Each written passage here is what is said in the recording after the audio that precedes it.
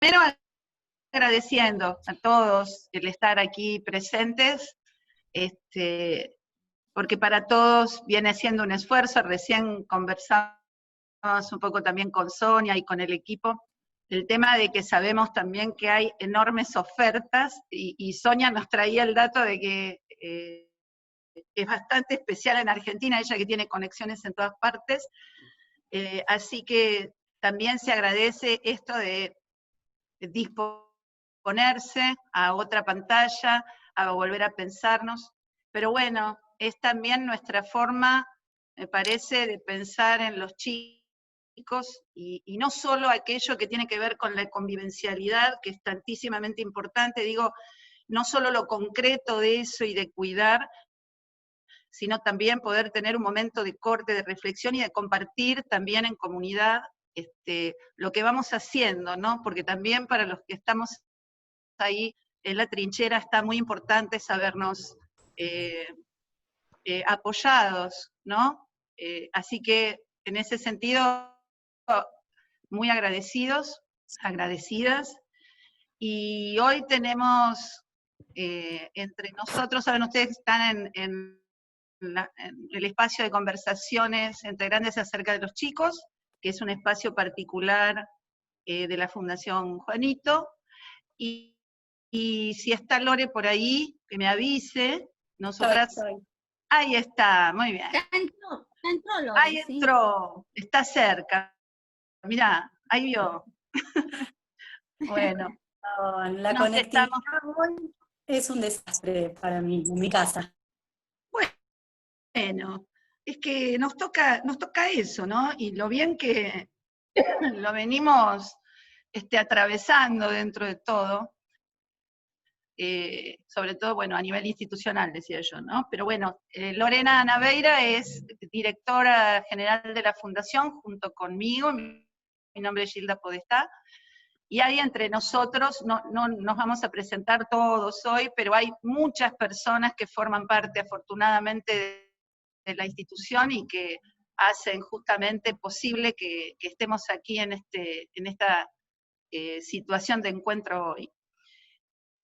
Y tenía ganas de dejarle un minutito a Lore en especial, porque bueno, estamos también muy próximos al Día del Niño, así que vamos a hacer así simplemente una ráfaga para después presentar a nuestra invitada y querida amiga, que es Sonia Kleiman. Bueno, buenas tardes a todos. Ya lo habrá dicho Phil, pero nos pone muy contenta, lo reitero. El encuentro para nosotros siempre es una celebración, y aún en pandemia que podamos vernos a través de estos medios, aún con las dificultades, siempre es algo súper grato. Estamos próximos a compartir este mes que marcamos como mes de la niñez, distintas acciones que tienen que ver con poder abrirnos también en comunidad desde la Fundación Juanito como parte de toda una red comunitaria. Estamos haciendo campaña de recolección de juguetes para compartir con otros hogares y comedores y merenderos, gente que hoy por hoy se ha fortalecido el lazo a la necesidad también, ¿no? Mami, ¿me das un auricular? Porque vos no parás de hablar. ¿No hay otro auricular para mí? Estoy gritando, no puedo escuchar. Hola. Bueno, les contaba que el viernes 14 vamos a compartir un evento que se llama Una Luna para los que Cuidan, que tiene que ver con poder honrar y visibilizar la tarea que hacen los y las adultas para que pueda darse el cuidado de la infancia. No hay adultos si no hay niños, no hay niños si no hay adultos. Y vamos a compartir por Zoom entonces una celebración abierta a las 19:30. Va a haber un taller de máscaras a cargo de Alfredo Iriarte, y también va a haber música a cargo de Iván y Carlos del dúo Camba. Después del sábado vamos a compartir un festejo del Día de la Niñez con nuestros chicos, con un montón de gente que nos está acompañando, con la merienda, con regalos, pensando desde lo singular en cada uno, y armando algo en casa, porque casa del árbol, casa del abrazo, son las casas de los chicos. Y el domingo abrimos a lo comunitario la celebración, compartiendo a partir de las 18 horas, por un lado un espectáculo muy lindo, de la mano de Lo Títere, que es un espectáculo de títeres, se llama Culuti, algo tuvimos en el festival de ellos, súper lindo, y también va a haber serie de selección de espectáculos de Agarrate Catalina, que es una murga uruguaya muy reconocida, y va a estar también presentando algo como bien detallado y singular, Alfredo Iriarte. Para nosotros es súper importante no solo que difundan, sino que estén con nosotros acompañándonos en estos eventos, que los habiten, que los hagan suyos, porque también construimos así esa pertenencia y pensamos en la infancia desde otros lugares. Y bueno, ahora sí, creo que estamos listos para escuchar a Sonia, que es realmente un placer tenerla con nosotros. Sí, un honor, la verdad que sí. Les cuento que la dinámica es tal, si para algunos que no hayan participado antes, es que Sonia va a poder exponer durante media hora, 40 minutos aproximadamente, y después vamos a poder abrir algunas preguntas que, como somos muchos y posiblemente no podamos abrir micrófono, se harán por el chat. Así que si ustedes van comentando mientras ella expone, también podemos ir recogiendo las inquietudes para que las pueda responder sobre el final. Les pido que todos tengamos muteada el micrófono para que no tenga interferencias su exposición. Sonia Kleiman es licenciada en Psicología de la UBA, es especialista en psicoanálisis de niños y adolescentes de la Asociación Psicoanalítica Internacional, es doctora en salud mental de la UBA, es además directora de la Maestría de Vínculos, Familia y Diversidad Sociocultural del Instituto Universitario del Hospital Italiano, coordina el equipo de asistencia de familia con niños y adolescentes del mismo hospital, es directora además del Centro de Investigación en Ciencias Sociales y Humanas del Departamento de Investigaciones del Instituto Universitario del Hospital Italiano, y algunas otras cosas, pero bueno, vamos a dejarlo aquí porque si no vamos a ocupar todo el tiempo y la queremos escuchar. Así que, Sonia, inmensamente agradecida y te escuchamos. Basta de currículum. Bueno, buenas tardes. Es un gusto estar con ustedes. Espero conversando más que exponiendo. Y bueno, transmitirles algunas ideas, ¿no? De esto que venimos pensando, que estamos transitando. Bastante especial en este momento, ¿no? Así que bueno, tuve ganas de empezar, como les mostré antes, con una pequeña poesía. Esta no es, un momentito.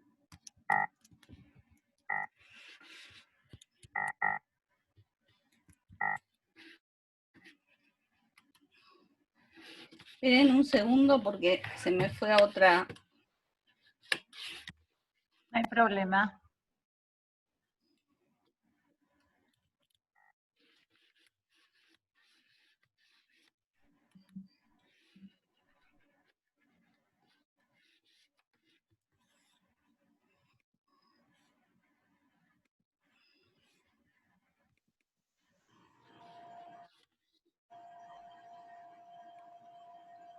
Bueno, ahí va.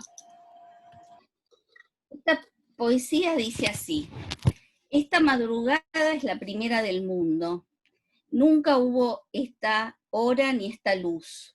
Mañana lo que fuere será otra cosa, y lo que yo vea será visto por ojos recompuestos, llenos de una nueva visión.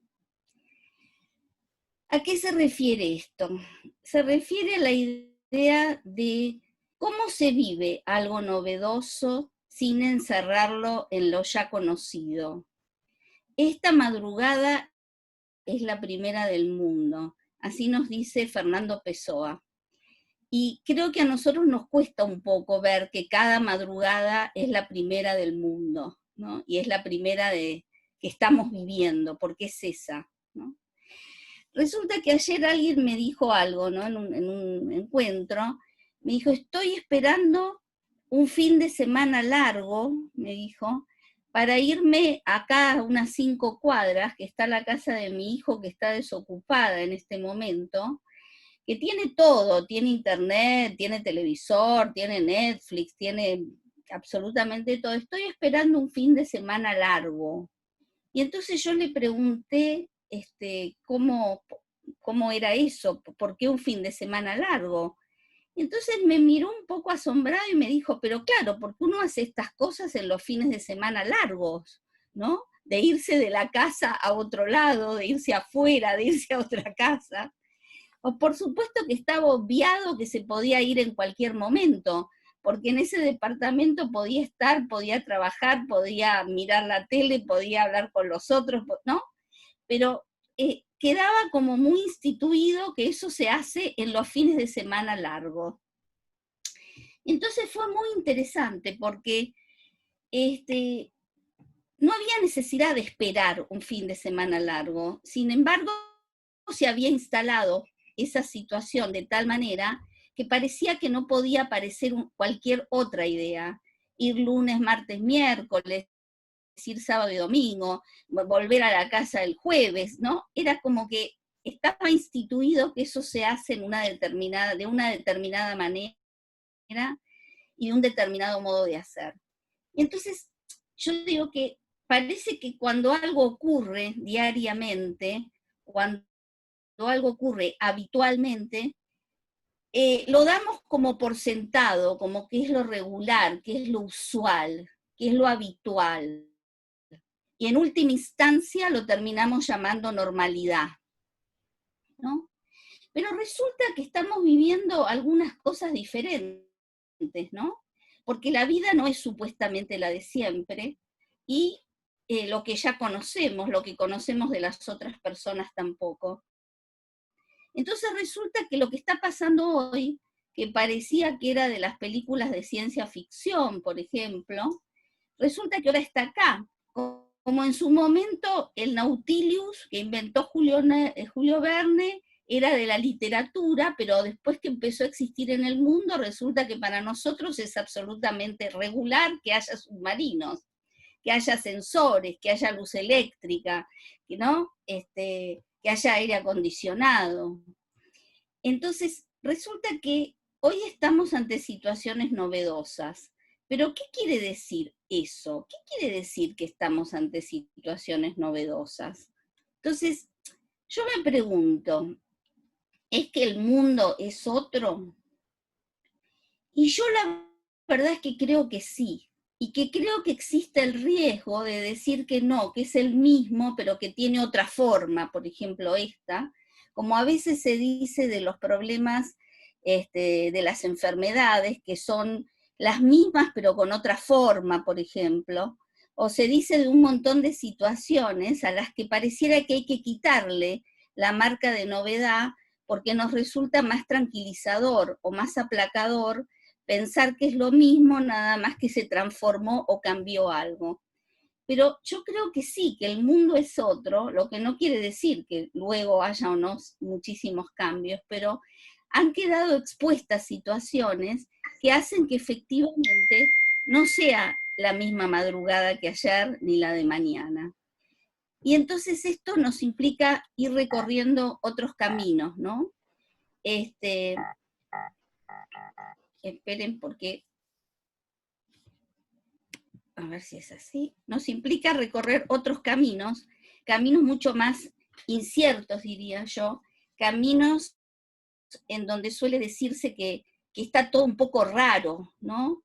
Nos implica recorrer de otra manera, como estamos diciendo ahora,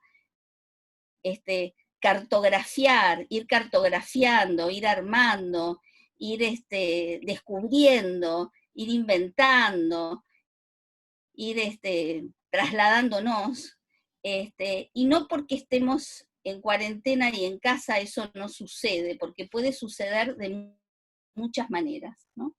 Entonces, es interesante algo que estuve mirando, que hay un filósofo que se llama Sandino Núñez, que trabajó sobre la cuestión de los monstruos. Y dice que la figura del monstruo está asociada siempre con un exceso, con una desproporción o con una imperfección.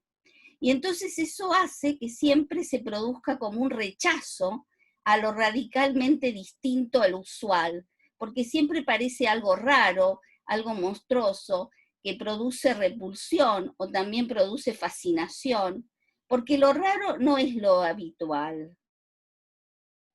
Lo raro es lo que se considera por fuera de la normalidad. Pero, por ejemplo, ¿no?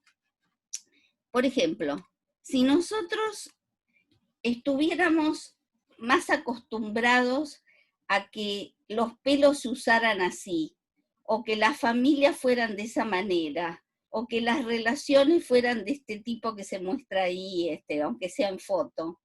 Entonces los cabellos rubios, los morochos, los pelirrojos nos parecerían los raros.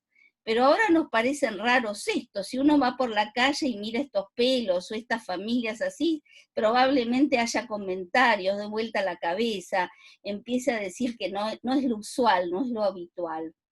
Ahora, lo novedoso en esta ocasión vino aparejado de la pandemia, aunque todo el tiempo nos quieran hacer aparecer que el problema es la cuarentena. Hay un trabajo muy interesante de Alicia Stolkiner en donde habla de despatologizar la cuarentena, ¿no? Porque parece que nuestro problema fuera la cuarentena, no fuera la pandemia, ¿no? Y entonces, ¿qué es lo novedoso que trajo la pandemia? Y la pandemia, una de las cosas novedosas que trajo es la búsqueda de otros modos de vivir. Es decir, la cotidianeidad conocida, a veces automatizada, pareciera que tranquiliza porque es lo usual, no es lo raro, es la normalidad, es la ritualidad. Y entonces nos terminamos sintiendo que esa es la manera de vivir y esa es la única manera de vivir. Y entonces, ¿qué es lo novedoso? ¿Qué es lo que preocupa tanto?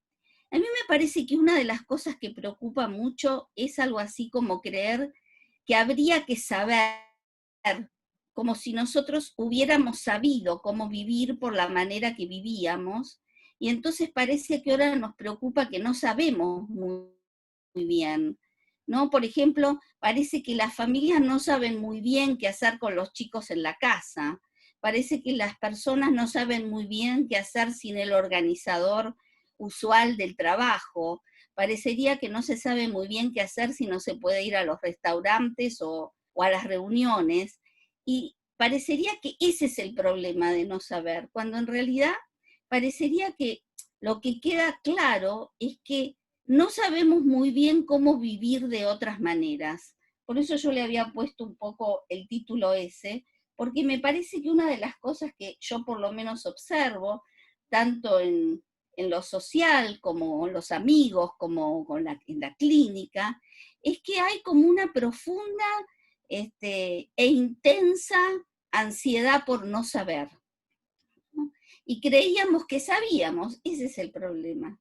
Y el problema es que estábamos convencidos que lo acostumbrado era lo que nos permitía sostenernos, hacer, tener afectos, conectarnos, enlazarnos, etc. Pero resulta que hay muchas otras formas de hacer. Todo lo que contó Lorena hoy es impresionante, todo lo que hicieron.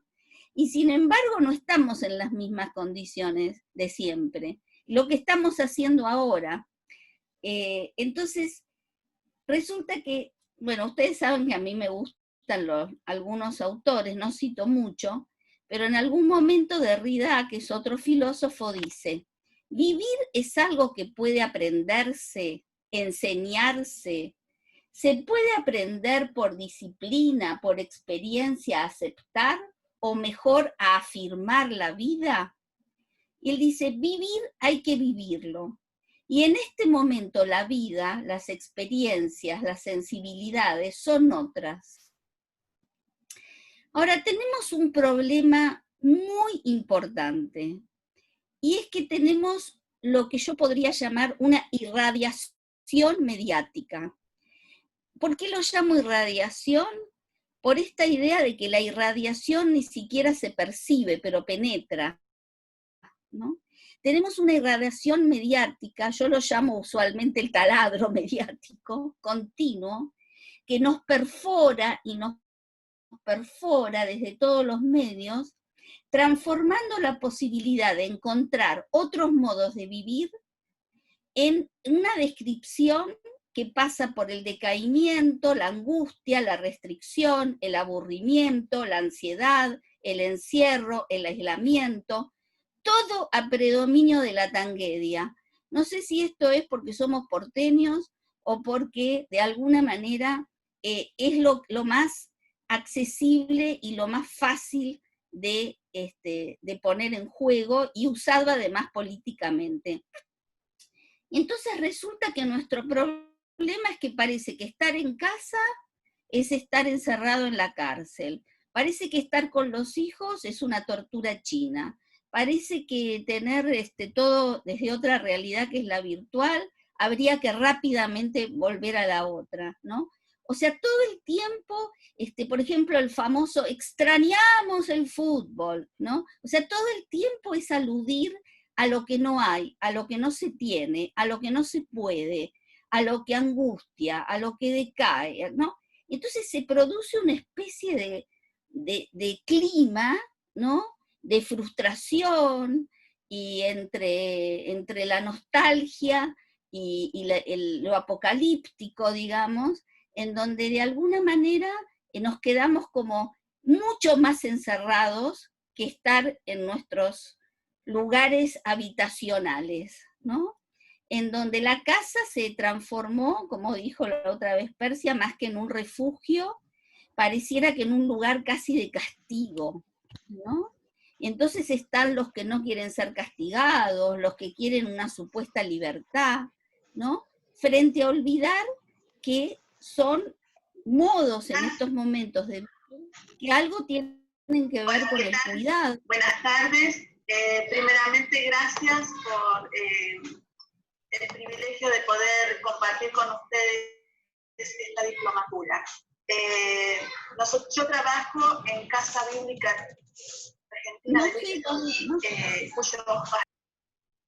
Hilda, no sé qué es. Bueno. Sí, disculpas, Sonia, no sé por qué se interfirió, pero está. No, entonces digo que en realidad la dificultad es cómo hacemos para pensar vivir de otros modos cuando el modo regular, habitual, usual, no se da o no están dadas las condiciones para hacerlo.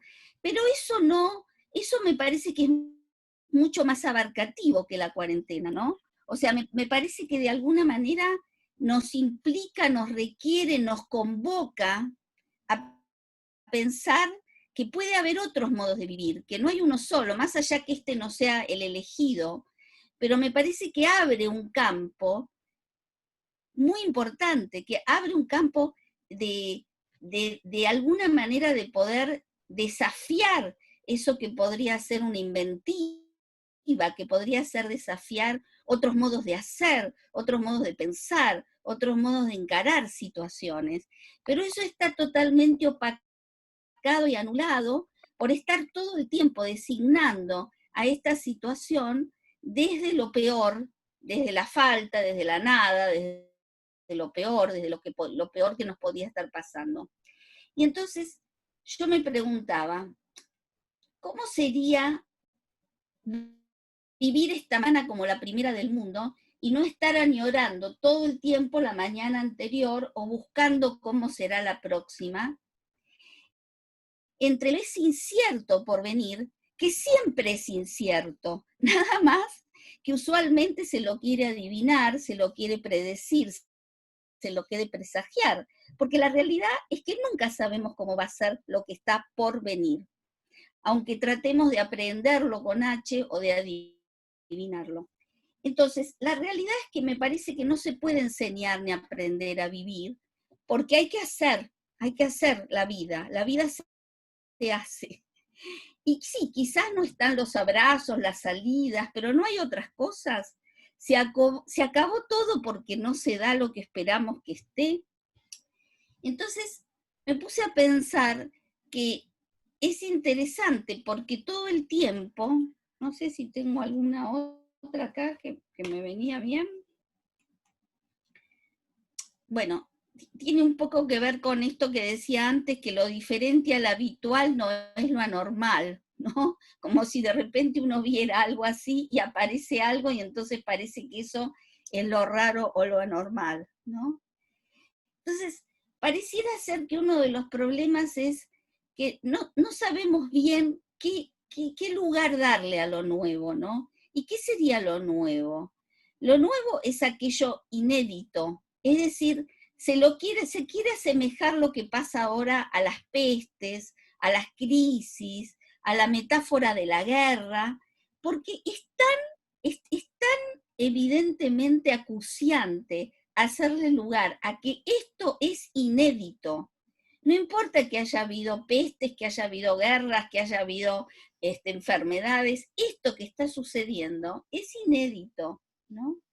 Y no anular la sorpresa, porque el problema de estar todo el tiempo con la angustia, el decaimiento y la ansiedad es anular el efecto sorpresa, porque la sorpresa es importante para encarar de otras maneras las cosas. Y también la perplejidad, por supuesto que nos tiene absolutamente perplejos, pero la perplejidad puede ser obnubilante o puede ser algo que de alguna manera encandilante o puede ser algo que despierte mucha curiosidad por emprender, por tratar de entender, por buscar.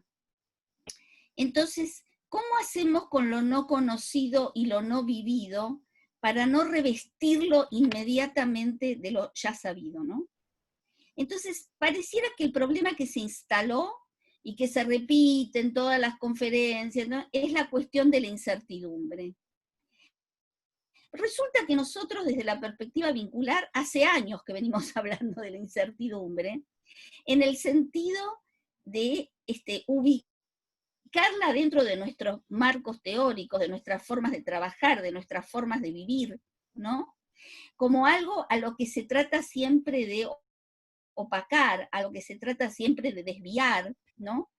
Pero resulta que el problema actual no es tanto lo incierto, ¿no? No es tanto lo incierto, sino que yo creo que el problema actual tiene mucho más que ver con la caída de las certezas.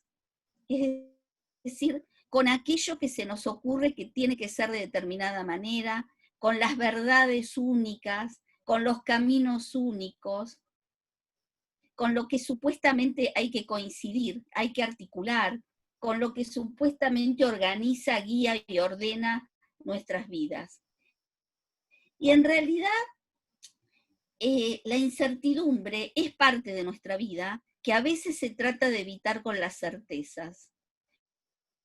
Y entonces la cuestión es cómo quedarse sin certezas, que no significa quedarse sin pensar, ¿no? Y a lo mejor en este momento hay que tener en cuenta que habrá que crear maneras de pensar y de hacer que justamente se desliguen de la idea de la certeza y se le haga más lugar a lo incierto, sin tanta angustia, sin tanta desesperación, porque todo vuelva a ser como antes. Por eso les dije que me iban a matar cuando iba a empezar a hablar, porque yo realmente no veo a la cuarentena como un problema tan grave. Veo que deja expuesto todas estas cuestiones. Veo que hay como, a veces como una desesperación por volver a estar como se estaba, o saber exactamente qué va a pasar después de esto, y hay como una dificultad para vivir lo que estamos viviendo y encontrar una manera de vivirlo, encontrar una manera de estar, encontrar una manera, porque aislarse no es lo lo mismo que el aislamiento que se propone por una cuestión de enfermedad. Porque estar en la casa no es lo mismo que encerrarse. Porque no se está solo porque no se vive con alguien, por ejemplo, ¿no? Soledad no es lo mismo que solo, porque no hay otra persona al lado, ¿no? Estar con los chicos en la casa, y bueno, habrá que encontrar otras maneras de estar, habrá que encontrar otras maneras de convivir, eso lo vemos dentro de un ratito, pero me parece que sí, nos taladran la emocionalidad y la mente todo el tiempo, con que estamos viviendo en condiciones precarias, con que ojalá pronto se vuelva a pasar todo lo que pasaba, etcétera, es como una idealización, porque también teníamos prácticas automatizadas, rituales, modos de hacer que no siempre nos hacían felices, modos de trabajar, o sea, eso todo pareciera que queda idealizado como que es lo maravilloso a lo que hay que volver. Entonces, me parece a mí que hay como que habría que hacer como una resistencia a esta irradiación de malestar, sin idealizar y sin entrar en una versión idílica y romántica, porque eso sería absolutamente nefasto, pero tampoco entrar en una versión melancólica y apocalíptica de algo que nos convoca y nos requiere, como nos está requiriendo en estos momentos, espacios de pensamiento, de acción, que van a tener otros devenires, pero que no significa que por estar en esta situación se haya agotado lo vital, se haya agotado la vida, ¿no? Como en muchos momentos lo quieren hacer aparecer. Me parece que es un espacio, que estos espacios de pensamiento son espacios de resistencia a esto que de alguna manera aparece como catapultante de los modos de hacer la vida. Por eso digo que pienso que es muy importante evadir un poco la queja o lo que se ve a veces de cierta victimización respecto de un gran grupo que además son los más privilegiados, somos los más privilegiados, los que podemos hacer esto, tenemos casa, tenemos comida, tenemos computadoras, tenemos un montón de posibilidades de hacer, y son en general las poblaciones más quejosas o con mayor grado de victimización. No estoy haciendo alusión a alguien en particular, estoy haciendo alusión a lo que se transmite, a lo que se piensa, a lo que está circulando, que me parece que destituye la posibilidad de otras maneras, ¿no? Porque hoy estamos convocados en realidad a experimentar otras sensaciones, otros compartires, otras convivencias. Sí, son otras, no son las mismas. Y por supuesto que se extrañan algunas muy queridas, como los abrazos y otras cuestiones. Pero eso no significa que no haya nada, o eso no significa que haya que hacer cosas que no corresponden para volver a estar en la misma situación que se estaba. Entonces, esto que está sucediendo o puede vivirse como una especie de castigo o puede vivirse como un gran desafío. Y si pensábamos que la realidad era una, la realidad, hoy nos encontramos con muchas realidades, porque esta también es una realidad. La virtualidad no es opuesta a la realidad. La virtualidad es otra realidad. Yo estoy acá, tengo mi cuerpo, hago ademanes, tengo sensaciones, los miro, ustedes me miran. Es otra realidad. Por supuesto que no es la misma que estar tomando el café en el pasillo del instituto, pero es otra. Y es lo que llama es la actualidad. Estamos en esta actualidad. No es que hay una realidad más real que otra, son otras realidades, ¿no? Y esta que hay una sola realidad también puede ser una certeza, ¿no? Entonces, yo creo que la posibilidad de pensar que hay varias realidades también nos da la posibilidad de pensar que hay otros modos de convivir, que hay otros modos de divertirse, que hay otros modos de vivir. Pero por supuesto que esto requiere desvíos, requiere bifurcaciones, requiere pensar otras rutas, ¿no? Entonces, y requiere sobre todo aprender a no saber. ¿Qué quiere decir? Quiere decir que siempre nos hemos guiado por esta cuestión de los saberes teóricos, los saberes de los adultos, los saberes, lo que hay que responder desde un saber. Y no es lo mismo saber que pensar juntos, no es lo mismo saber que pensar. Y entonces siempre se trata de decir que pareciera que cuando los niños o los jóvenes ayudan o ponen en juego cuestiones a los adultos en donde los adultos no están entrenados, pareciera que hay una inversión de posiciones. Y esa me parece que es una lógica de pensamiento. Me parece que en el pensar juntos, todos podemos pensar, si no nos referimos identitariamente a niños, adultos, mujeres, hombres, blanco, negro, todos podemos pensar en distintas posiciones y en distintos momentos y podemos aportarnos esa posibilidad. Entonces, me parece a mí que pensar juntos implica desaprender que el saber tiene que estar ubicado en alguien o en algunos, ¿no? Los saberes en realidad muchas veces impiden la posibilidad de pensar porque se instituyen en algo ya de alguna manera armado de tal forma que explica, y no permite pensar otras cosas, no permite interrogar. Los interrogantes no son enunciaciones entre signos de interrogación. Las preguntas tendrían que servir para abrir otras preguntas, para abrir otros caminos, ¿no? Entonces, la idea es que lo que circula, esto que les decía, hace que en realidad, que circula como taladro mediático, hace que, por ejemplo, se hable desde acá. Es una pena que el pánico frente a la tela en blanco le impide experimentar el desconcierto demoledor de pintar. Y el vacío abismal, sensación de orfandad y angustia de terminar la obra. O sea, esto parece ser alguien que quiere supuestamente estimular a otro a pintar, pero miren desde dónde, ¿no? Desde pintar todo el desasosiego, llamémosle. Y también evadir esto, ¿no? Evadir que el conflicto no es algo que habría que suprimir, sino que tener la cabeza así enmarañada es algo importante, porque de la cabeza enmarañada y del conflicto pueden salir otras posibilidades de pensar, de hacer, y no tratar de estar en estado de equilibrio o en estado, como se llama, de adaptación, porque no se trata de adaptarse a lo que está pasando, no se trata de esta figura de la adaptabilidad.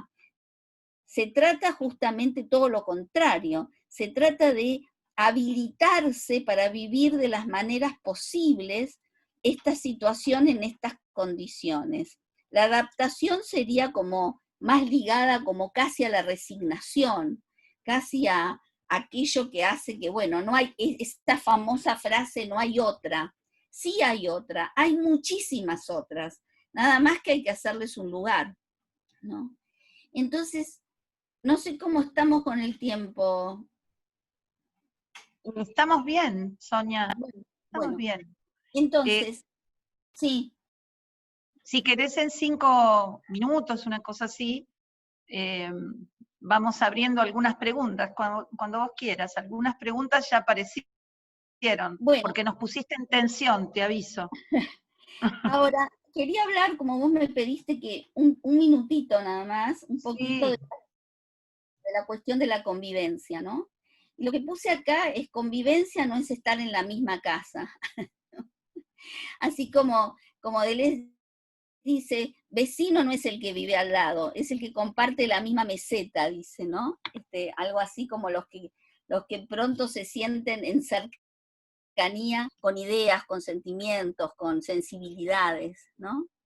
Entonces, bueno, estos son unos chistes que si quieren los leen, pero la idea es que, ¿cómo pensar la convivencia de otra manera? ¿Cómo pensar la convivencialidad? Porque la convivencialidad convivencialidad no es ponerse de acuerdo, negociar, esta cosa como continua de buscar esta especie de alianza. En realidad la convivencia es perturbadora, porque la vincularidad es perturbadora, porque hay que hacerle lugar a lo otro, hay que hacerle lugar a las diferencias, hay que hacerle lugar a que no todo lo que nos rodea de las personas más conocidas es conocido, hay que hacerle lugar a que a uno lo perturba cuando el otro que está en la casa piensa distinto, siente distinto, hace cosas distintas, no hace lo que esperaba. Entonces, en realidad la convivencialidad tiene que ver con ese trabajo, con ese trabajo vincular de hacerle lugar a lo que se llama la alteridad, a lo que se llama la otredad, si lo queremos decir, a la diferencia entre los que están habitando una misma situación, entre comillas, que nunca es la misma. Entonces se trata más de cómo compaginar, de cómo acercarnos, de cómo distanciarnos, de cómo hablar, de cómo también poder estar en silencio, de no estar atribuyendo, de no estar adjudicando, de no estar sojuzgando la presencia del otro.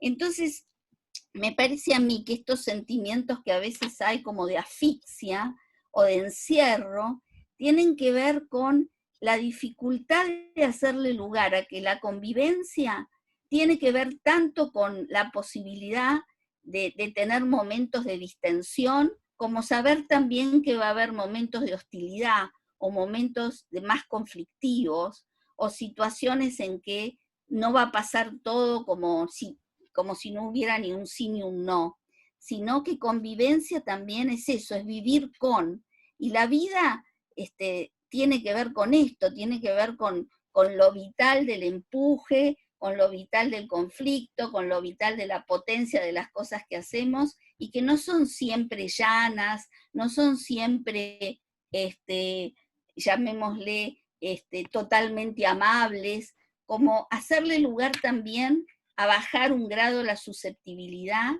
y poder poner en juego modos de estar, modos de hacer, que sobre todo abran, ¿no?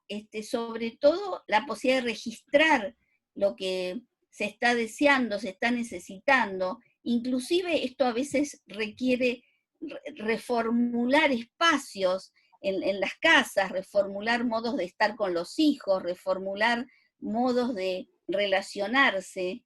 Entonces la convivencia es eso. Yo creo que se alude demasiado a lo que se llama responsabilidad, pero la responsabilidad tal como se toma usualmente es más como un deber ser. Me parece que lo que ha dejado expuesta toda esta situación y que me parece que es una marca absolutamente ineludible de este momento, es que la vulnerabilidad ha tomado la posta, digamos, de que esto ya no es de los pobres o de los marginales o de los niños. La vulnerabilidad, por suerte, la tenemos todos, porque si no seríamos de hierro. Entonces la vulnerabilidad, la fragilidad, son señales, son posibilidades, no son imposibilidades que habría que aplacar o que habría que dejar de lado. La vulnerabilidad no es solo el niño indefenso, la vulnerabilidad es algo de la humanidad que nos pone en juego para poder hacer un montón de cosas que nos permitan llevar lo mejor que podamos nuestra vida. Entonces, yo creo que esta situación ha dejado expuesta un montón de situaciones que estaban demasiado crónicamente encorsetadas y que nos permiten ahora pensarlas de otra manera. Y entonces, cómo conversamos, cómo hacemos silencio, y cómo ese silencio es también importante, es tan importante como conversar, ¿no? Nos permite por ahí darnos tiempos, esperas, posibilidades, que si no, está todo el tiempo el ruido, asolándonos, ¿no? Y entonces, para terminar, me gustaría terminar la poesía, que dice así: vivir es ser otro, y sentir no es posible si hoy se siente como ayer se sintió. Sentir hoy lo mismo que ayer no es sentir, es recordar lo que ayer se sintió. Hermoso. Bueno, ahora charlemos. Ouch. Bueno. Aquí hay algunas preguntas. ¿Te voy pasando, Sonia? Dale. Mira, Mientras... voy a dejar de compartir. Gracias, sí. Así los veo. Perfecto.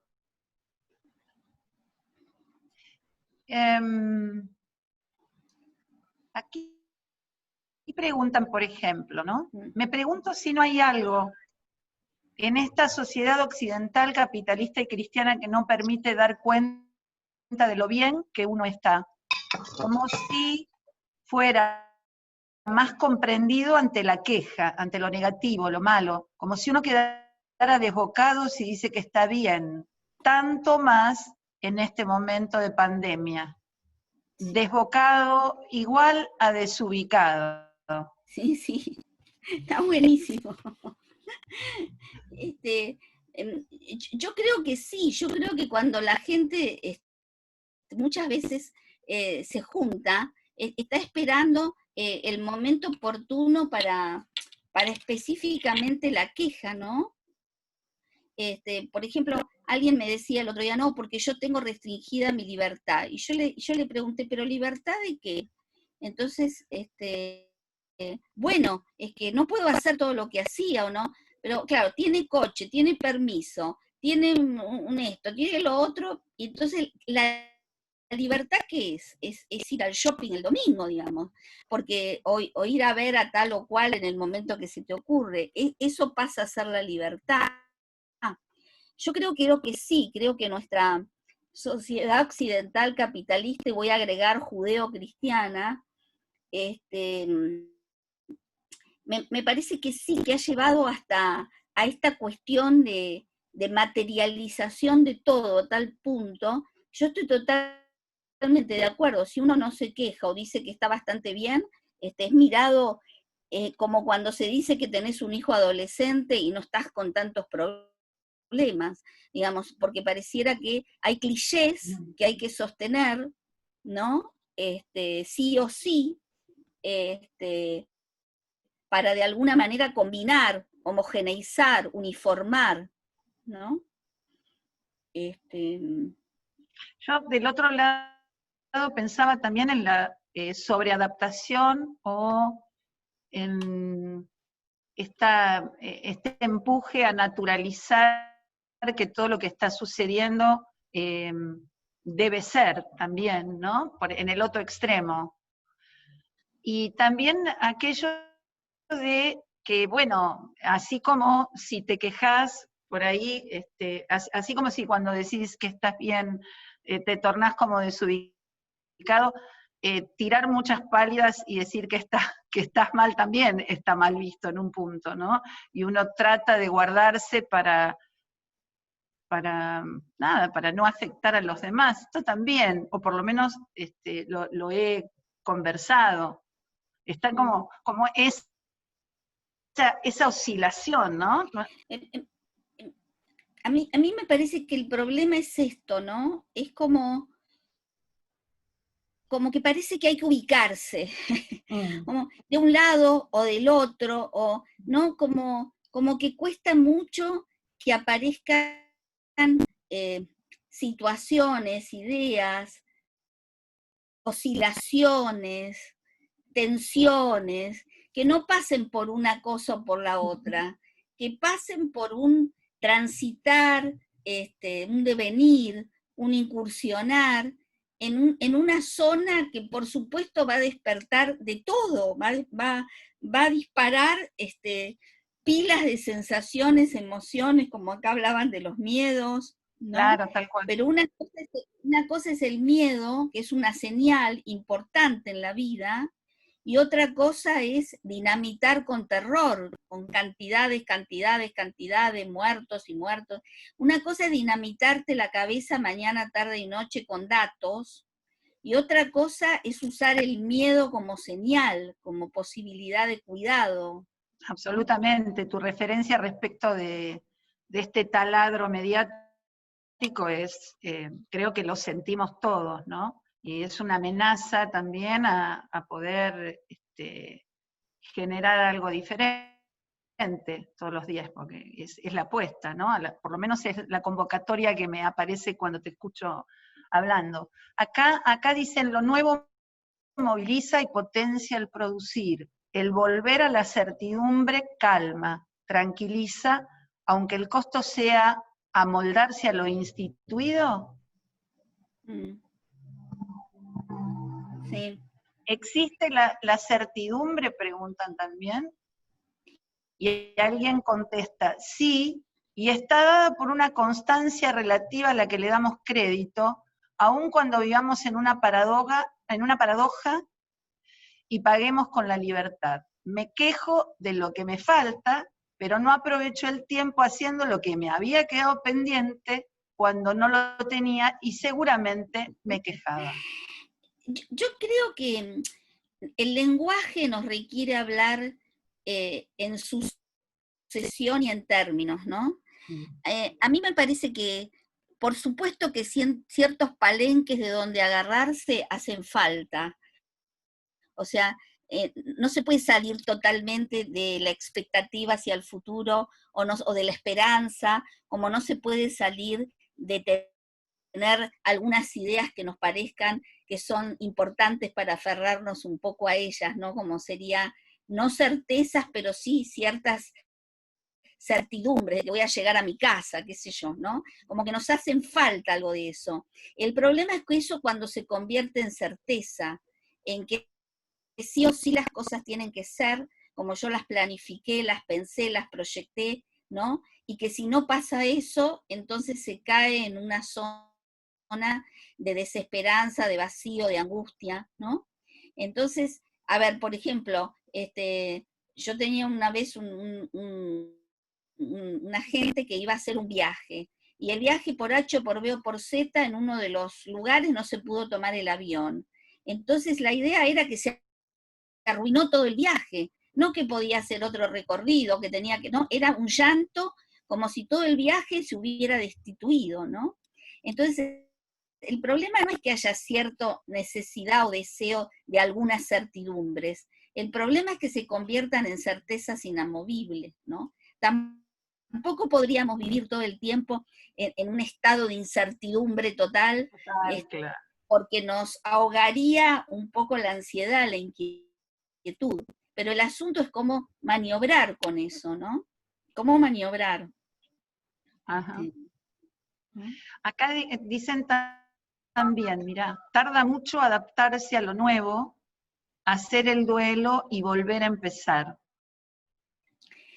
Bueno, sí. Ahí tenemos una cuestión, Ajá. porque yo creo que este es un legado psicoanalítico. Yo soy psicoanalista, no soy, la verdad que ya no sé qué bien que soy, pero yo creo que esta cuestión de que todo es duelo, todo es pérdida, todo hay que metabolizarlo, todo hay que elaborarlo, es un legado que tenemos de una manera de entender el psicoanálisis o de una manera de entender la vida.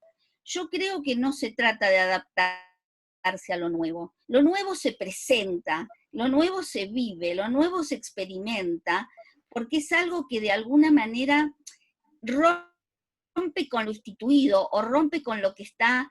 Lo nuevo no es algo a estrenar, lo nuevo es cuando algo se desestructura, cuando algo aparece diferente, ¿no? Puede ser un detalle, no tiene por qué ser un gran suceso, pero no requiere que nos adaptemos a lo nuevo, sino que requiere que lo vivamos, que lo sintamos, que lo pongamos en juego, y no me parece que eso siempre implica sentimientos de pérdida o de duelo.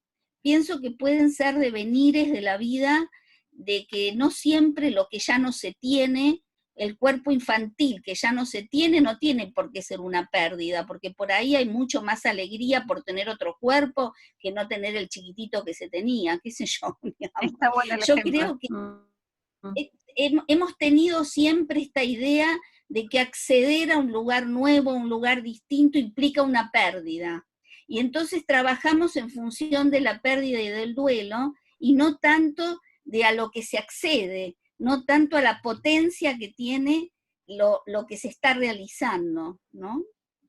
Hay una inscripción respecto de la cuestión de la falta que vos mencionás que es bien importante, ¿no?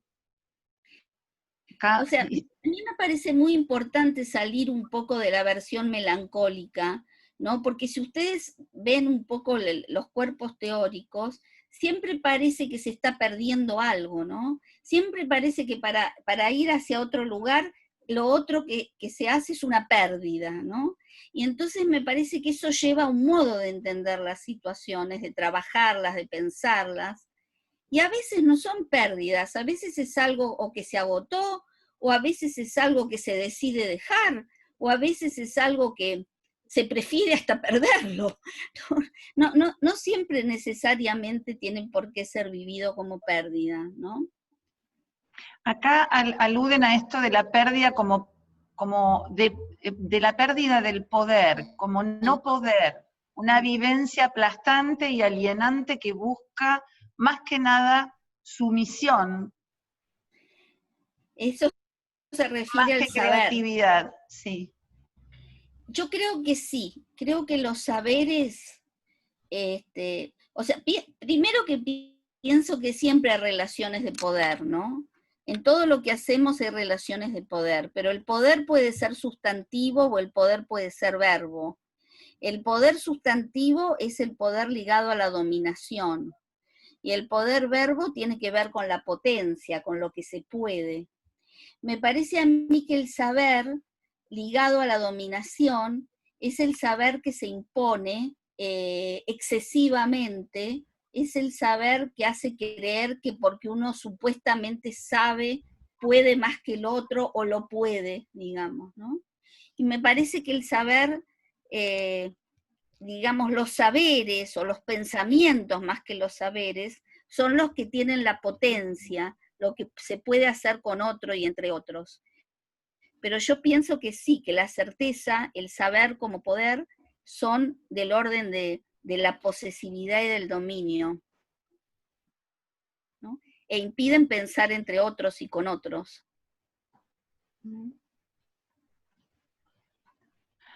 Acá hay otra versión, mira, libre en el encierro, sin límites, a experiencias, a esclavos de salidas.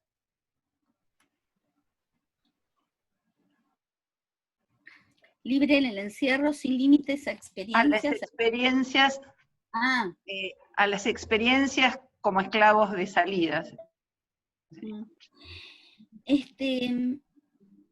A mí me parece que estaría bueno, digamos,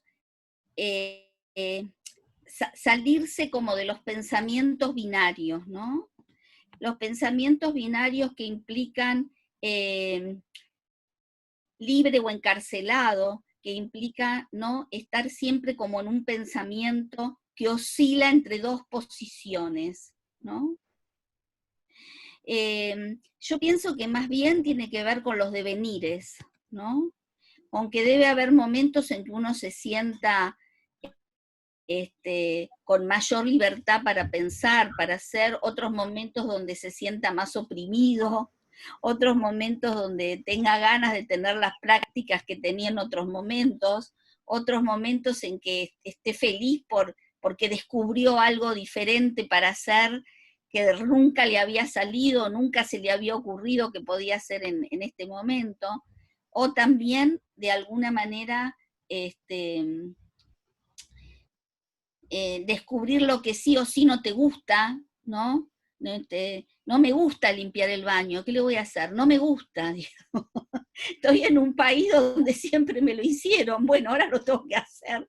Y en realidad descubrir que eso no quiero y no me gusta, ¿no? Que también es un descubrimiento, ¿no? Entonces me parece que que sí, cómo incursionar y cómo permitirse que aparezcan también todos estos sentimientos, ¿no? Que aparezcan estas emociones, que aparezcan estas opciones diferentes, como un crisol de emociones, de sensibilidades, que nos van a llevar por distintos caminos en distintos momentos, ¿no? No pretender una sola manera de estar.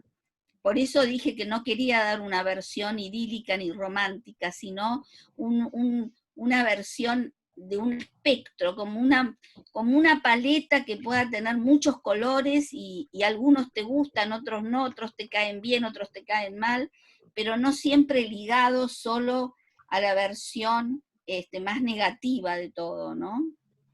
El cual, acá hay gente que ha ligado mucho de lo que dijiste, Sonia, con el teatro, con esto de romper el equilibrio, transitar el conflicto, dicen, aprovechar los silencios, dar lugar a lo que sucede entre, estar vulnerable y disponible a lo nuevo, como cuando uno actúa en una escena, simplemente estar presente, estar. La desestructuración y el aprendizaje. Ponen de relieve también esto de no ver toda situación como pérdida. Y hay alguien más que dice también, y quizá porque no tengo del todo en claro, haya algo relacionado con el tiempo, con la concepción del tiempo, como que la finitud de la vida es algo sabido, pero no tomado como un saber concreto de la realidad. Quizás sí viví. Es muy interesante porque la cuestión de la muerte, vieron que con toda esta onda que hay de una especie de inmortalidad o una especie de la eterna juventud, hay una tendencia como a no pensar en la muerte, o a que la muerte aparece como decía Baudrillard, muerte cero, digamos, ¿no? Como esta cuestión de siempre estar como si no pasara el tiempo, si no pasaran, los cuerpos se mantuvieran de la misma manera durante toda la vida. Y entonces es interesante porque esta situación ha dejado así descarnadamente, ¿no? Aunque se niega mucho de todas maneras, se ha mostrado descarnadamente cuestiones de la muerte y ha mostrado también cuestiones un poco de mucho sufrimiento, ¿no? De muertes en soledad o de muertes poco acompañadas por todo lo que está sucediendo. Y toda esta parte del sufrimiento pareciera que se transforma en datos, pero no se habla de las experiencias afectivas que conlleva toda esta situación, ¿no? O sea, ustedes vieron que de la mañana a la noche son datos, ¿no? Escalas, datos, curvas, ¿no? Y me parece que poder hablar de estas experiencias desde otro lugar es algo importante para pensar juntos, ¿no? Las distintas situaciones que hay respecto de esta cuestión de las muertes, ¿no? Tal cual. Han hecho muchísimas preguntas, la verdad. Voy comentándote las últimas que puedo leer. Tiene que ver también, dice alguien, con una aceptación mayor de la extroversión que de la introversión, porque pasa incluso antes del aislamiento, que te quedás en casa un fin de semana y te preguntan, ¿cómo no te aburrís? Como si estuviera más aceptado si te quedás porque tenés que hacer algo, y no tanto porque tenés el deseo de quedarte. Bueno, esto a mí me parece muy interesante porque esta situación llevó a que aparezcan otros tiempos, ¿no? Otros tiempos en la vida cotidiana, ¿no? Desde la hiperocupación hasta de pronto tener espacios o tiempos no ocupados como siempre, ¿no? Por ejemplo, los tiempos de los viajes o los tiempos los viajes al trabajo, o sea, aparecen otros tiempos, y hay algunas veces que aparece como una ansiedad de que esos tiempos habría rápidamente que ocuparlos, o que hay que hacer algo. E inclusive esto le pasa con los chicos, ¿no? Que hay como una insistencia a los chicos que hagan algo, tienen que hacer, digamos, ¿no? Me parece a mí que hay como una dificultad, no tenemos experiencias con el ocio. Las personas que vivimos en las grandes ciudades no tenemos experiencias con el ocio. Los fines de semana siempre están plagados de programas, siempre están, ¿no? No es que esté mal ni bien, no lo estoy criticando, ¿no? Lo que quiero decir es que no tenemos demasiada experiencia en el no hacer, ¿no? A veces hacer por hacer, pero no tenemos demasiada. Y también sé que hay una adjudicación clichéada de cosas. ¿Clichéada en qué sentido? Que si alguien se quiere quedar solo un sábado a la noche porque se le cantó mirando una película, parece que es alguien que no tiene amigos, que no tiene pareja, que no tiene grupo, ¿no? Como si todo estuviera muy clichéado de lo que hay que hacer para supuestamente estar bien. Estás bien si haces esto o lo otro, ¿no? Pero no si deseas algo y lo haces porque querés, porque tenés ganas, porque no porque estés deprimido, no porque estés deprimido tampoco. Claro, ¿no? Esa es otra, ¿no? Que sí. Si no estás wow, y flaco y haciendo gimnasia, estás deprimido, ¿no? O sea, me parece que está buenísimo poder pensar en los clichés y cómo eso nos tritura un poco la mente, ¿no? Porque es muy fuerte el mandato respecto de todo eso, ¿no? Y entonces me parece que sí, que de alguna manera por eso digo, son como, estos espacios de pensamiento son como de resistencia a esto clichéado, a estos modelos, digamos, que están implantados, que nos atraviesan porque son procesos de subjetivación, que siempre le hemos dado mucho más importancia a lo que se llamaba el mundo interno que a todo lo que de alguna manera nos configura, nos construye, ¿no? Nos arma en un modo de vida que en algún momento pasa a ser, como vos dijiste, lo natural, y ya lo naturalizado no interroga más, ¿no? Lo naturalizado no genera más interrogación, ¿no? Nos queda un ratito cortito. Sonia, ¿te parece que abramos algún micrófono para alguna otra pregunta en este momento? Lógico, como ustedes quieran. ¿Quieren levantar la mano a ver si puedo verlos a todos? Porque somos unos cuantos.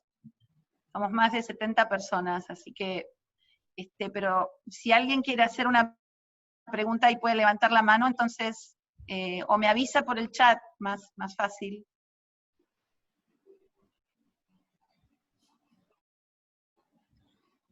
Acá hay gente que estuvo hablando respecto de esto del ocio, que a mí personalmente me parece un nudo importantísimo, el tema de que el ocio es un derecho humano, y francamente, metidos en la máquina capitalística, estamos bastante por fuera en general. Bueno, es que la lógica del consumo implica estar todo el tiempo produciendo para seguir consumiendo, digamos, y esta es una de las cuestiones que está pasando actualmente, ¿no? Como más allá de la cuestión de la política económica, que el hecho de que había una lógica que a lo que llevaba era a que mucha cosa recreativa, mucha cosa de lo que se hacía tenía que ver con el consumo. Y el no poder consumir lleva a alguna gente a una zona como de restricción, como que en realidad es una restricción, no poder seguir consumiendo, digamos, ¿no? Y entonces ahora esto es algo muy fuerte, porque la lógica de mercado viene marcando un paso fuerte en la vida de las personas, o sea, así como esta pandemia también dejó a la vista que tuvieron que resurgir los estados, por ejemplo. O sea, yo creo que quedaron tantas cuestiones expuestas en este momento, ¿no? que nos va a ser muy difícil, porque como dice Agamben, lo contemporáneo es muy difícil ser testigo y protagonista al mismo tiempo, ¿no? Hay una zona oscura que por supuesto se va a ir como iluminando de a poco, pero ahora estamos viviéndolo, pensándolo, haciéndolo, todo junto, ¿no? Pero es muy complejo todo lo que está quedando expuesto, ¿no? Sí, de todas maneras creo que el poder pensar en este tránsito y no simplemente pasarlo, en esa complejidad que vos señalás, es muy interesante. Y también porque esta situación no está concluyendo, seguimos transitándola. Entonces, pero no hay de algún modo contribuye un montón poder pensarnos y digamos, estos espacios puntuales que se afectan. Sí, no hay ninguna duda, y que estar todo el tiempo entre la nostalgia de lo que pasó y la espera que esto termine, y cuándo termina, y cuándo termina, y cuándo termina, como si uno no pudiera vivir lo que está viviendo, ¿no? Como si lo que está viviendo debiera terminar. ¿Entendés? Entonces yo lo que creo es que ayuda a vivir de otra manera, no estar encerrado en ese circuito, ¿no? De cuándo va a terminar. Ayuda a vivir, por eso decía yo lo de la poesía, no recordar todo el tiempo lo que se vivió, sino vivir lo que estamos viviendo, pero no por un presentismo tonto. No se trata, porque el presente ya fue, tampoco es en este momento. Se trata de cómo vivir, por eso yo puse otros modos de vivir, lo que estamos viviendo, sin estar todo el tiempo esperando que se termine, porque en ese terminar también se te va la vida que estás teniendo. Absolutamente. Y pensaba también, bueno, por un comentario que están haciendo acá también en el chat, y bueno, un poco que agradecen el descubrir la fundación, bueno, que tiene que ver con poder conectarnos y extendernos, dice, más allá de los cuerpos, puede ser una ayuda con lo que se pueda en este presente. No pensaba en cierta consistencia que tiene esta situación del nosotros, ¿no? De no poder, o de descubrir una vez más que tiene que ser necesariamente con otros, que estas resoluciones tienen que ser colectivas, ¿no? Lo que tengamos que ir elaborando, también es cierto, lo vamos a tener que hacer de manera colectiva.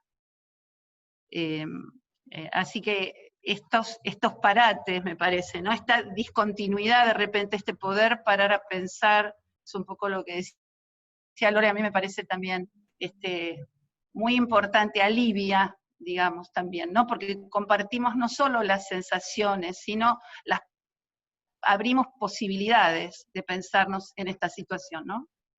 Sí, a mí me parece que acá lo que dice Gustavo, no lo veo, pero lo que dice Gustavo, de que parecemos los hámster en las rueditas, que a mí me parece que tiene que ver con ese trabajo de Deleuze que habla del agotado, ¿no? Cuando ya hay algo que se agotó en su producción y que solo es como rueda empantanada, ¿no?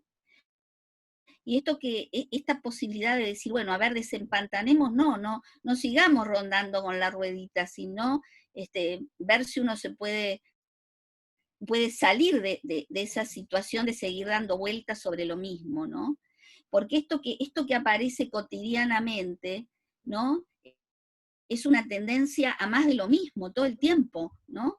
Uno escucha y trata de escuchar otra cosa, pero todo el tiempo aparece esa pantalla detrás en más de lo mismo, y yo creo que realmente está buenísimo poder salirse de esa rueda, ¿no? Salirse de esa rueda y tratar de darle otro tinte y otra posibilidad a esto que es como un gran desafío, es como un enorme desafío en la vida que se ha presentado de esta manera, ¿no? Pero es un enorme desafío.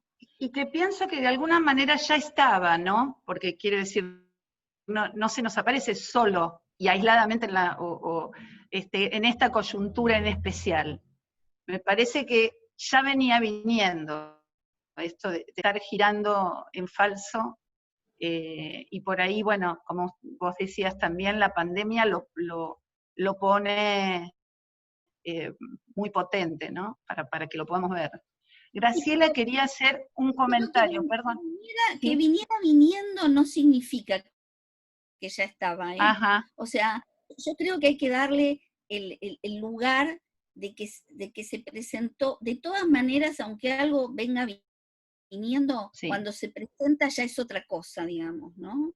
Entonces porque me parece que eso es lo que diferencia, llamémosle, ir cartografiando de lo arqueológico, ¿no? Lo que venía viniendo venía, pero lo que se presentó suplementó todo, digamos, hizo, por ahora es como un gran suceso, no sabemos bien todo lo que va a devenir de esto, o por ahí no deviene nada, porque sabemos bien que el acontecimiento no es lo que sucede, está en lo que sucede y lo que deviene de lo que sucede.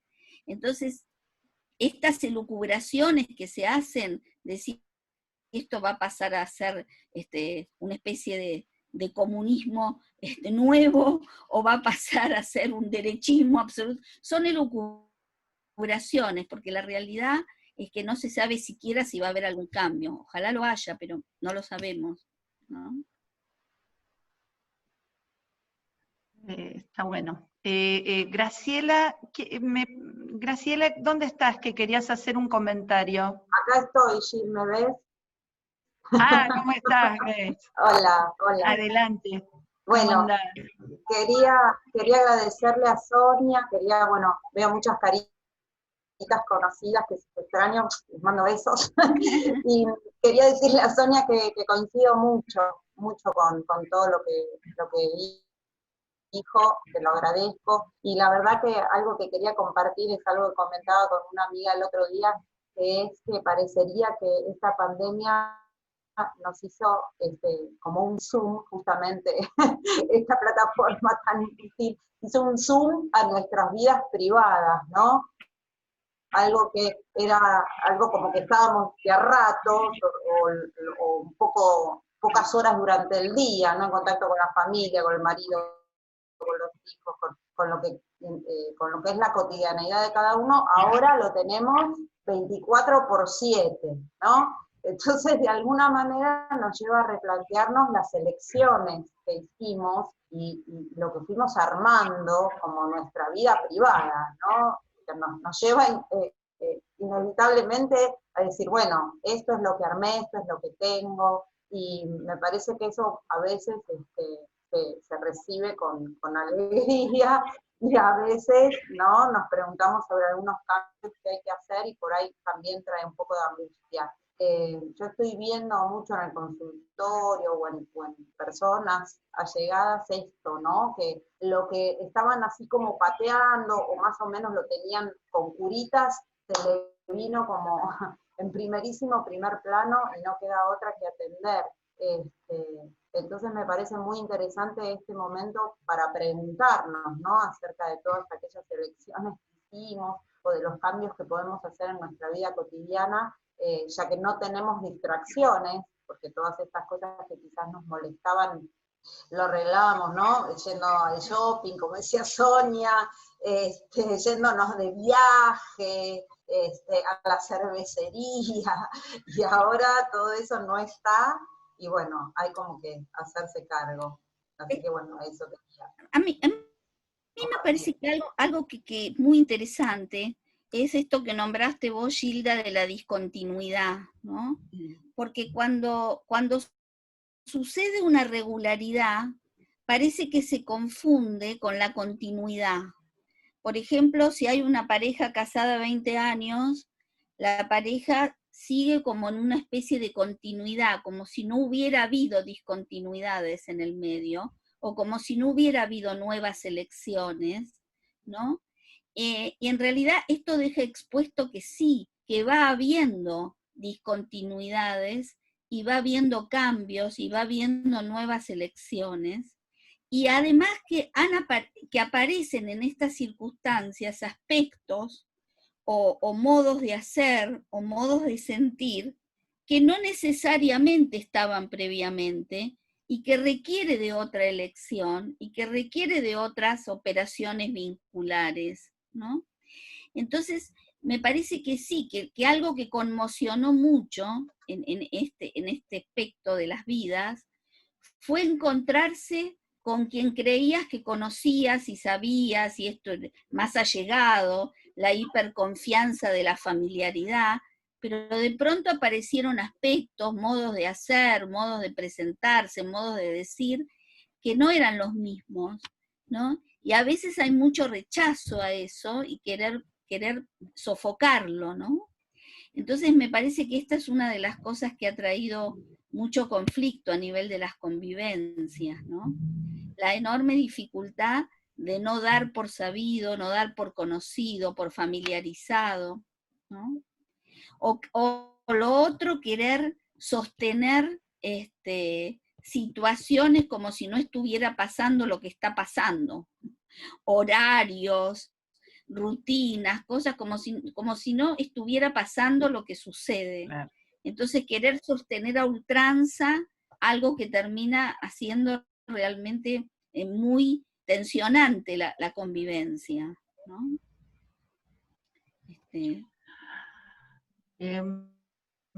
Sigo leyendo algunos otros.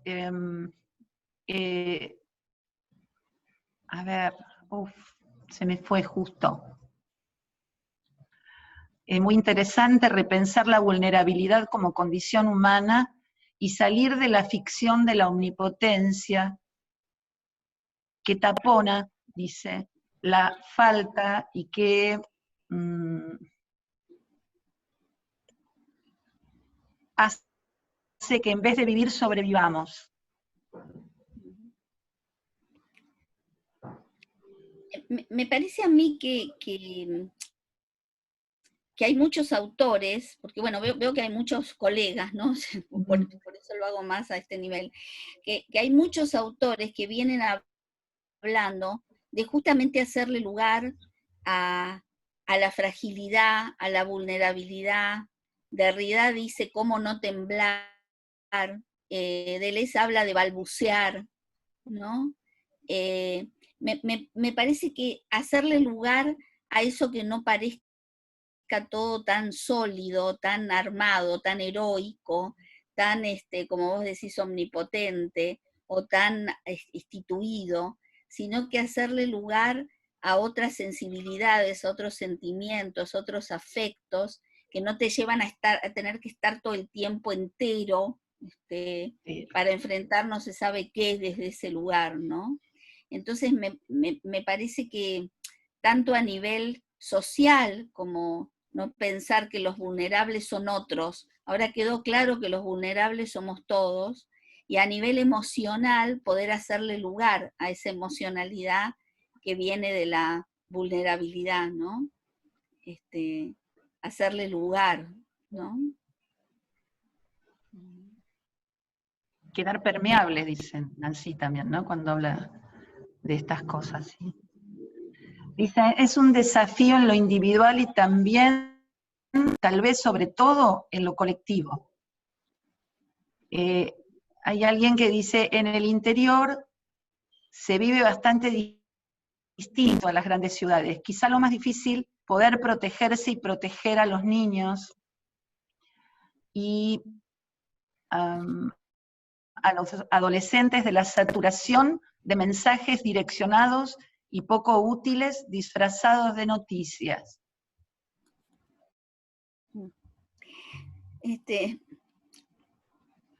Me parece a mí que yo estoy diciendo últimamente que pareciera que esta situación nos ha hecho nos da un envión a la perspectiva vincular, ¿no? En el sentido de que es una ficción el individuo, es una ficción. Somos con otros, entre otros. No existe el individuo colgado de la palmera, digamos.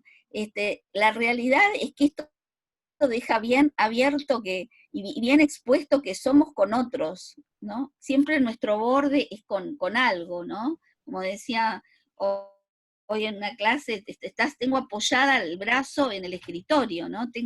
Siempre hago borde con algo, digamos, no existo colgado de la palmera, aunque el individualismo, el self-made man, sea parte de una ideología que es funcional a un sistema, pero somos con otros, y esto ha quedado en este periodo, queda totalmente expuesto eso, ¿no? Estamos todo el tiempo expuestos y todo el tiempo en borde con otros, ¿no?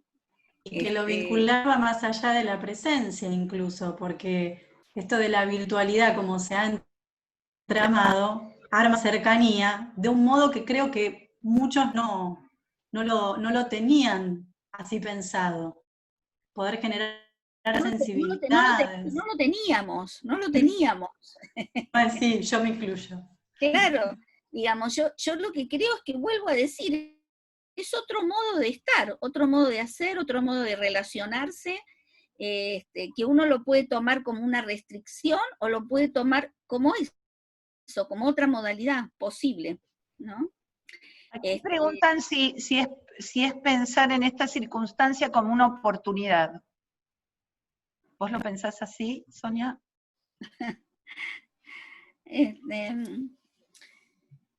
Miren, hay algunas cosas, o sea, no me gustaría poder decir no hay mal que por bien no venga, porque me parece que esos dichos están un poco como hay que abrir el paraguas antes que llueva, todos esos dichos para mí están en cuestionamiento, ¿no?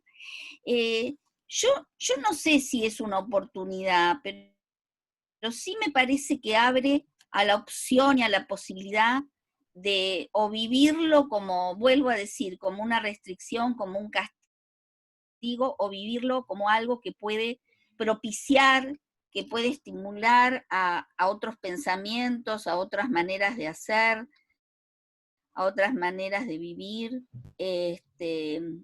No sé si para todo el mundo va a ser una oportunidad o no, creo que no, pero creo que da la opción de por lo menos, o sea, tener una subjetividad más protagonista que espectadora, ¿no? Una subjetividad donde tomemos la posta de ser protagonistas de esto, no de estar esperando y haciendo de espectador de un espectáculo que pasa en otro lado. Somos como parte de esto, ¿no? Y en la medida en que uno se sienta protagonista de esto, va a poder propiciar distintos tipos de salidas, ¿no? Acá hablan de las alteraciones, ¿viste? De lo que ha producido esta alteración, ha generado sus efectos, y bueno, cómo hacemos o qué estamos haciendo para aceptar eso, ¿no?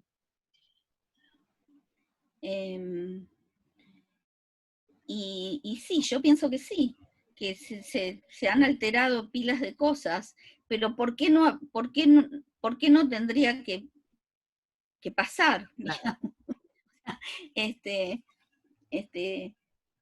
Me parece que hay una tendencia a buscar que nada se altere, digamos, ¿no? Esto, digamos, es una tontería lo que voy a decir, pero pareciera cuando la gente se va de vacaciones y los hijos adolescentes se acuestan a las 6 de la mañana y quieren que a la 1 de la tarde estén almorzando la familia unita, ¿no? Como que no se puede tomar la merienda o cenar o hacer otro tipo de encuentro, sino que habría que no alterar lo que supuestamente está armado de una manera, ¿no? Y sí se nos alteró todo, y si alguien quiere dormir y acostarse a las 4 de la mañana, levantarse a las 12 y trabajar a la tarde, lo puede hacer, digamos, no está bien ni mal, ¿no? Y hay a veces como una censura de eso, ¿no? Como hay gente que dice, no, porque me estoy acostando a cualquier hora, pero ¿y por qué no podrías acostarte a cualquier hora, digamos, ¿no? ¿Por qué no? Digamos, ¿qué es lo que impediría eso? ¿No? O a los chicos que tienen que hacer las cosas en determinado momento y en determinada circunstancia, y estar con la Play media hora menos, porque si no, no se sabe qué les va a pasar, cuando nosotros estamos 12 horas con la computadora, ¿no? Entonces de repente no están jugando, y sí, están jugando con sus amigos, están entretenidos y no hinchados todo el día, y los padres están mejor, y que se dejen de jorobar, y ya está, que estén con la Play, qué sé yo. No sé, me parece que sí, que hay que modificar algunas reglas de juego para poder vivir esto mejor, y no estar tan atado a cierta normativa que pareciera que es la que hay que cumplir, lo que dice la Sociedad de Pediatría, que los chicos tienen que estar 2 horas, ¿no?, con la televisión, pero podían estar 7 horas con los soldaditos, no importa, digamos, ¿no? Como que me parece que sí está bueno repensar algunas cuestiones que vienen como normativas, ¿no? Bueno, Sonia, ¿qué decirte? Me parece que hay también un silencio que tiene que ver con tener que decantar todo esto que hemos escuchado hoy. A mí personalmente me hace pensar muchas cosas sobre lo que te propusiste, que está buenísimo, que es ver otros modos de vivir, ¿no? Así que yo ahora sí, por ahí, antes de que Lore vaya a comentar algo específico de la Fundación, le quiero dar las gracias a Sonia muy especialmente, y si quieren abrimos los micrófonos, sí, para poder darle el aplauso merecido.